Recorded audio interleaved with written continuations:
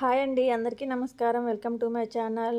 మినప్పప్పు బోండాలు ఎలా ప్రిపేర్ చేయాలో చూపిస్తున్నాను. ముందుగా మినప్పప్పుని ఒక 6 గంటలు నానబెట్టుకొని మిక్సీ పట్టుకోవాలి.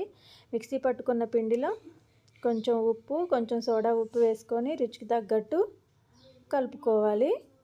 కలిపిన తర్వాత స్టవ్ వెలిగించి కళాయి పెట్టి ఆయిల్ పోసి ఆయిల్ వేడైన తర్వాత ఇలా వీడియోలో చూపిస్తున్నలాగా బోండాలు వేసుకోవాలి.